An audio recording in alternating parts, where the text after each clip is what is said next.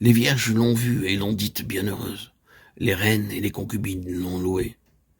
Qui est celle qui apparaît comme l'aube du jour, belle comme la lune, pure comme le soleil, mais terrible comme des troupes sous leur bannière? Cantique des Cantiques 6, 9, 10. Tous ceux qui les verront les reconnaîtront pour la race que l'Éternel a bénie. Ésaïe 61, 9. Cachée dans l'infractuosité du rocher, celle qui est membre de l'épouse a eu une révélation de l'agneau dans la gloire. Exode 33, 22.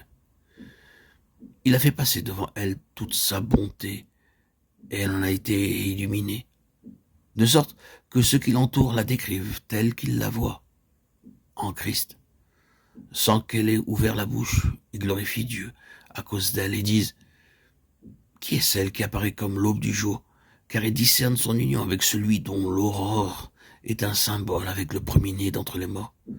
Qui est-elle?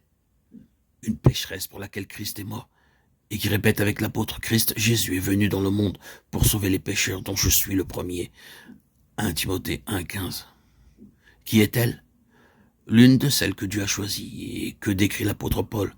Choses folles, faibles, viles, méprisées, choses qui ne sont point, mais Jésus a été fait pour elles sagesse, justice, sanctification et rédemption.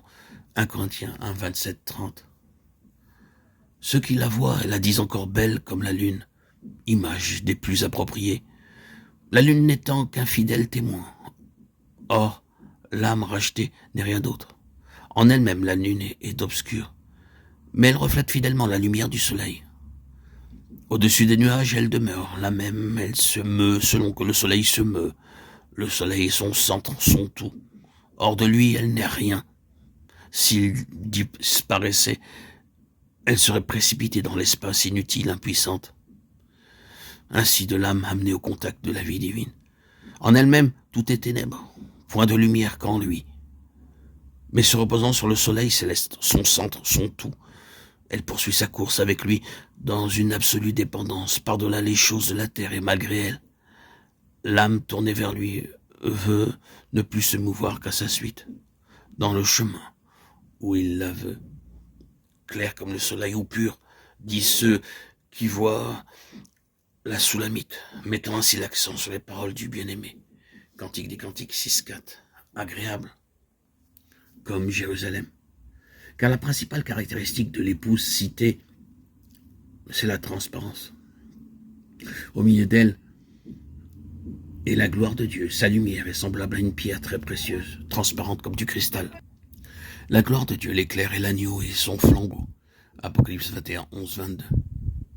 La Soulamite n'est pas consciente que la lumière de Dieu brille sur elle, qu'elle la reflète. Si elle regardait en elle pour vérifier ce qu'on dit d'elle, tout deviendrait ténèbres.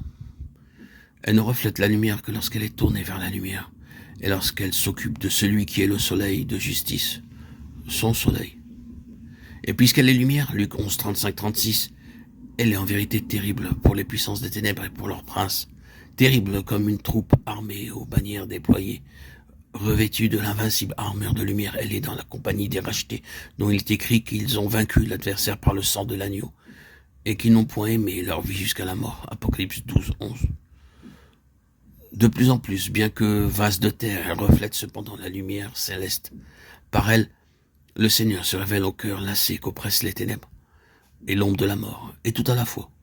Il la prépare pour l'instant où le corps de l'humiliation sera rendu conforme à son corps glorieux par la puissance qu'il a de s'assujettir toutes choses.